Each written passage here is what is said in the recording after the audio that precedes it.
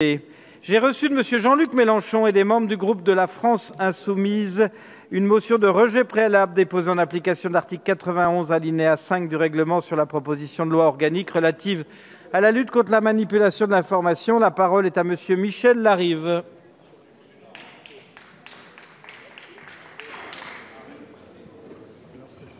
Bonne idée. Merci beaucoup. Bien. Monsieur le Président, Madame la Ministre, Mesdames et Messieurs les rapporteurs, chers collègues, sur la forme, si l'on considère la presse française, je m'interroge sur l'utilité de la proposition de loi sur les fausses informations, renommée très rapidement en commission manipulation de l'information, que vous portez. L'arsenal législatif répondait déjà aux injonctions que vous formulez dans votre texte. Ainsi, la loi de 1881 sur la liberté de la presse prévoit déjà des sanctions contre les fausses nouvelles. Son article 27 stipule en effet que la publication, la diffusion ou la reproduction par quelque moyen que ce soit de nouvelles fausses, de pièces fabriquées, falsifiées ou mensongères, attribuée à des tiers lorsque, faite de mauvaise foi, elle aura troublé la paix publique ou aura été susceptible de la troubler, sera punie d'une amende de 45 000 €. Sur le fond maintenant, je confirme l'inutilité finale de votre texte, puisque vous ne considérez qu'une partie du champ de diffusion de l'information.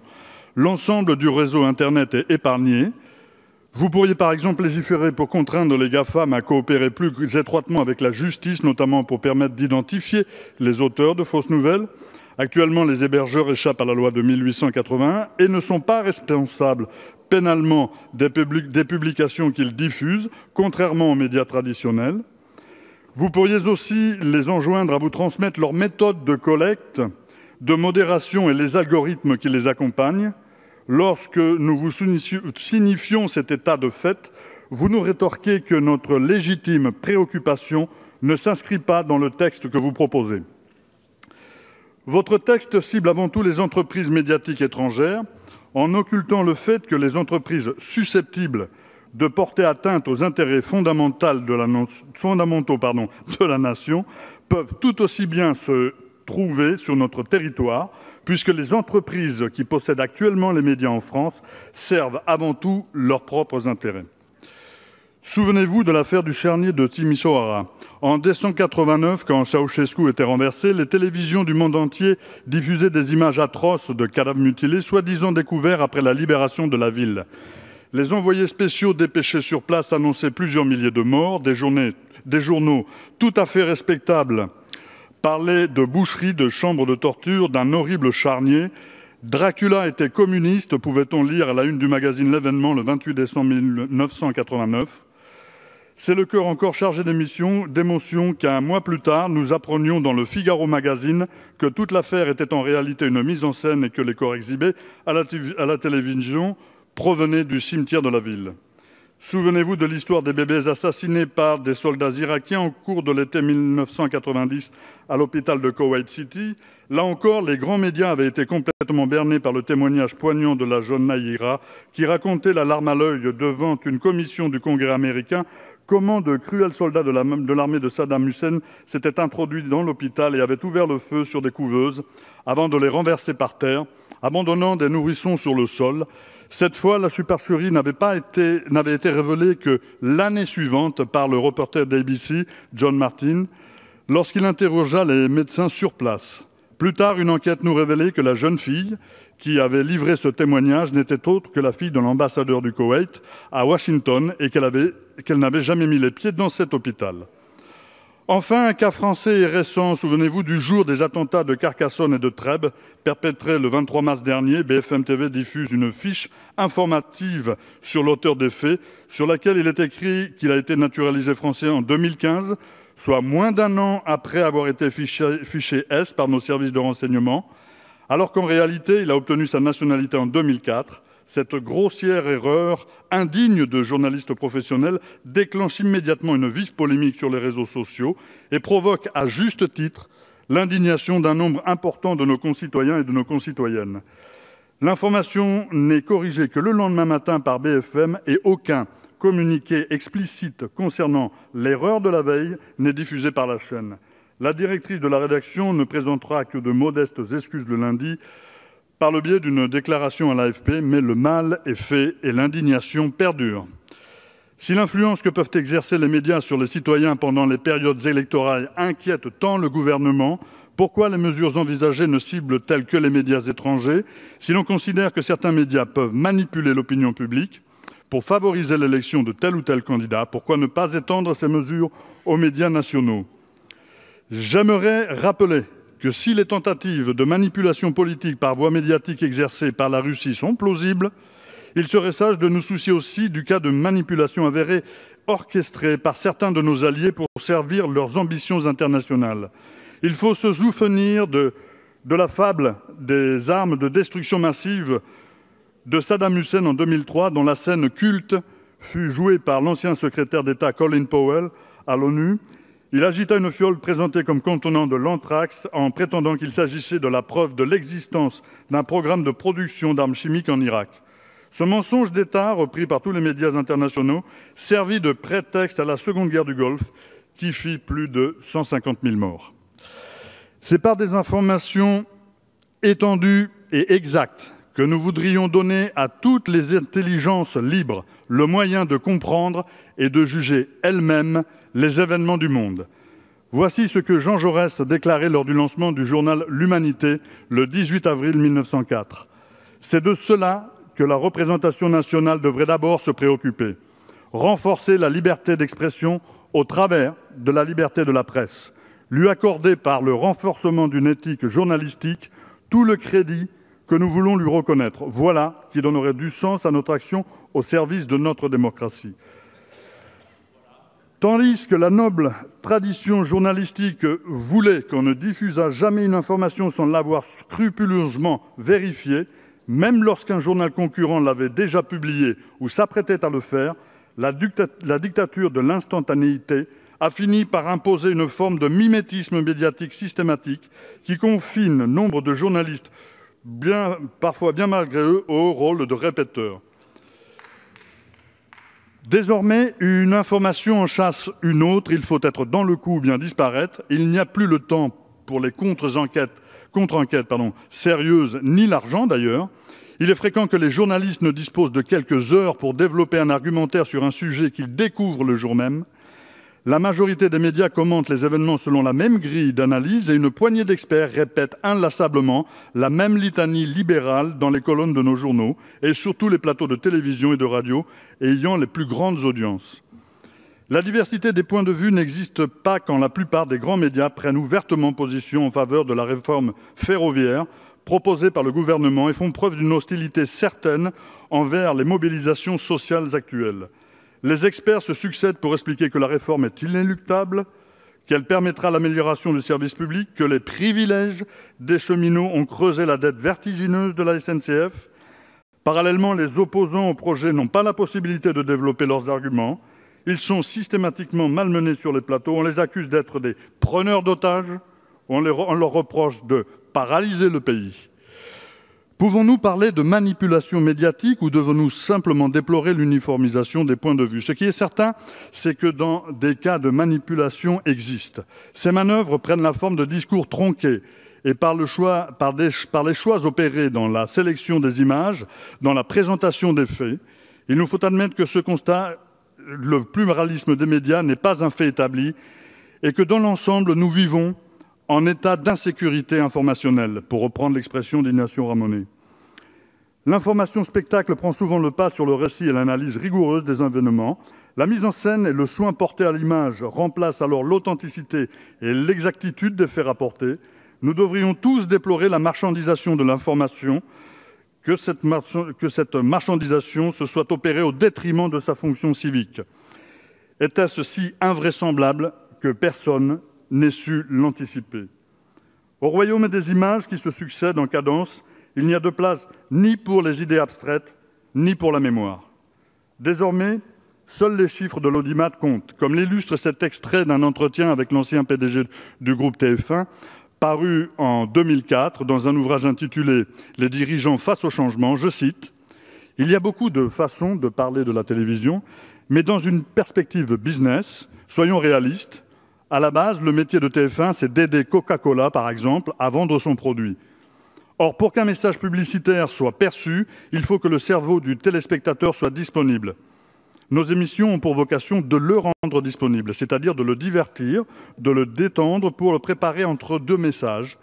C'est ce que nous vendons à Coca-Cola, c'est du temps de cerveau humain disponible. Reconnaissez, mes chers collègues, que dans ce contexte, la pertinence et la fiabilité des informations n'est pas garantie, puisque l'objectif suivi par les entreprises de la presse et de l'audiovisuel n'est plus d'informer convenablement la population, mais de vendre des créneaux publicitaires à des annonceurs. La recherche forcenée de l'audimat et du sensationnel peut conduire à la diffusion d'informations tronquées et de fausses nouvelles, même au sein des médias traditionnels.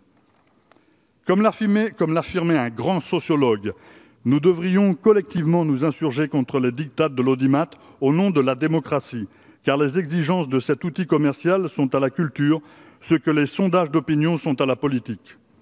Ces sondages dont on ne connaît pas les méthodes de redressement et dont la diffusion influence véritablement, pour le coup, l'orientation de vote de nos concitoyens et de nos concitoyennes lors des élections dans notre pays. Il faut admettre aussi que la concentration toujours plus importante des médias toujours plus importante des médias dans les mains de grands groupes industriels et financiers nuit grandement au pluralisme. Ces mastodontes de l'économie de marché, outre le fait qu'ils sont peu enclins à questionner le modèle socio-économique dans lequel ils s'inscrivent, sont presque tous plus ou moins dépendants de contrats passés avec l'État et les collectivités locales. Ils ont donc intérêt à soigner leurs relations avec le pouvoir public lorsque celui-ci peut servir leur cause. Ils peuvent aller jusqu'à financer l'opinion publique, influencer même l'opinion publique dans le but de faire élire le candidat qui leur correspond le mieux. Si ces grands groupes ont intérêt à pratiquer la plus grande proximité avec le pouvoir en place, ils disposent, par leur mainmise sur les médias, d'un puissant moyen de pression. La maîtrise de l'information octroie aux propriétaires des grands médias un pouvoir d'influence incontestable sur la sphère politique.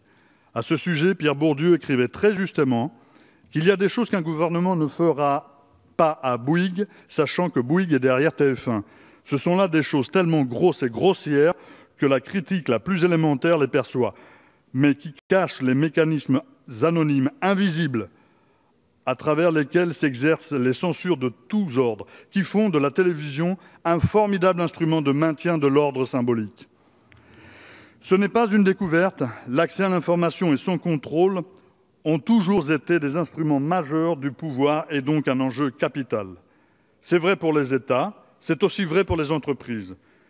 Si l'État œuvre en principe avec le souci du bien commun, il arrive en revanche fréquemment que la recherche du profit pour une entreprise privée ne coïncide pas du tout avec l'intérêt du plus grand nombre. Il est indispensable de renforcer la transparence concernant les personnes physiques et morales qui détiennent les grands titres de presse, ainsi que l'information sur l'actionnariat impliqué. Il nous semble par ailleurs essentiel d'aller bien plus loin que la législation actuelle en matière de lutte contre la concentration des médias, en interdisant par exemple à un même groupe de posséder plusieurs formats de supports identiques et en réduisant le seuil de diffusion maximale de la presse quotidienne d'information politique et générale autorisée. Lorsqu'en 2015, Vincent Bolloré empêche la diffusion sur sa chaîne Canal+ d'un documentaire qui dénonce un système d'évasion fiscale mis en place au sein d'une filiale du Crédit Mutuel, on peut considérer qu'il s'agit bien d'un cas de censure. Ce fut là, d'ailleurs, l'élément déclencheur de la proposition de loi Bloch votée au Parlement en 2016. De même, lorsque le magazine Challenge se voit condamné en février dernier à retirer une information concernant la situation financière de la société Conforama, difficile de ne pas voir dans cette affaire une entrave à la liberté de la presse. En juin 2017, une tribune collective intitulée « Le nouvel exécutif a-t-il un problème avec la liberté d'informer ?» Les sociétés de journalistes de 23 médias s'alarmaient de ce que le gouvernement nouvellement élu envoyait des signaux extrêmement préoccupants, disait-il, quant à l'indépendance des médias et à la protection de leurs sources. Dans ce communiqué, les journalistes rapportent plusieurs exemples des pressions exercées par des personnalités politiques sur les rédactions. votre défaut d'une analyse profonde de la situation de la presse qui génère les dysfonctionnements que je décris vous amène à développer des propositions en décalage total avec la réalité des faits. La place prépondérante de l'Internet et ses réseaux sociaux ont pris dans notre société favorise la diffusion de fausses informations, c'est vrai. Mais je voudrais aussi attirer votre attention sur le fait que ce n'est pas là le fond du problème auquel nous devons faire face. Il n'a échappé à personne, ici je suppose, que rumeurs et fausses nouvelles ont toujours circulé de par le monde. Combien d'émeutes populaires et de coups de force politique tirent leurs origines de rumeurs savamment distillées dans l'esprit des foules. Assurément, les fausses informations n'ont pas attendu l'avènement d'Internet et des réseaux sociaux pour se répandre. D'autre part, vous en conviendrez aussi, il n'a jamais été aussi facile et rapide de vérifier une information. Aujourd'hui, grâce aux progrès techniques, bien avant le développement du fact-checking et de sites tels que Hoaxbuster, Crowdcheck, il était déjà possible pour n'importe quel internaute de se faire une idée du degré de sérieux d'une information trouvée sur le web en effectuant quelques recherches et de déjouer facilement la majorité des rumeurs qui circulent sur la toile. Ce qui semble caractériser notre époque, c'est d'abord la perte de confiance de nos citoyens et de nos concitoyennes envers les professionnels de l'information. Ce n'est pas tant que les gens se désintéressent des événements, ni qu'ils dédaignent la connaissance, mais plutôt qu'ils remettent en cause l'impartialité des grands médias. Beaucoup cherchent au contraire à s'émanciper de l'information préformatée et s'enquièrent de tous les sujets qui les préoccupent. Cependant, bien que cette aspiration à connaître les choses par soi-même soit des plus saines, on ne s'improvise pas enquêteur comme cela. Il n'est pas toujours chose aisée de séparer le bon grain de l'ivraie. Depuis des années, de très nombreux journalistes déplorent la dégradation de leurs conditions de travail et appellent de leurs vœux les changements qui leur permettraient de renouer véritablement avec l'idéal de leur profession. C'est une des raisons pour lesquelles nous, parlementaires de la France insoumise, nous appelons à un renforcement de la protection et du secret des sources des journalistes, très largement insuffisante dans notre pays. Car s'il n'y a pas de protection des sources, les sources se tarissent et donc il n'y a pas d'information, selon Louis-Marie Aurault, rédacteur en chef du Canard enchaîné. Vous désirez l'extension des pouvoirs accordés au Conseil supérieur de l'audiovisuel, ce qui peut en fait s'apparenter à une atteinte directe à la liberté d'expression. Il serait désormais possible pour cette entité, ainsi renforcée, de décider quelles sont les vraies informations et les fausses, définies dans votre projet de loi comme toute allégation ou imputation d'un fait dépourvu d'éléments vérifiables, de nature à la rendre vraisemblable. Cela nous semble être une définition suffisamment large pour que toute référence artistique, notamment par essence subjective, puisse être considérée comme une fausse information. Il suffirait pourtant que le CSA applique les prérogatives qui lui sont attribuées et sanctionne, comme il en a les moyens, les médias contrevenant à l'éthique journalistique. Vous avez rejeté toutes nos propositions qui garantissaient la pluralité de la presse, permettant de limiter la concentration des médias, de plafonner les salaires des journalistes, de mettre en place un conseil national de déontologie journalistique, de refonder les aides publiques à la presse, de réattribuer entre autres les moyens pour que le journalisme d'investigation reprenne toute sa place, de soutenir la création de médias indépendants et lutter contre la précarité des journalistes. Vous pouvez aussi vous tourner vers l'histoire récente de la presse, notamment outre-Atlantique.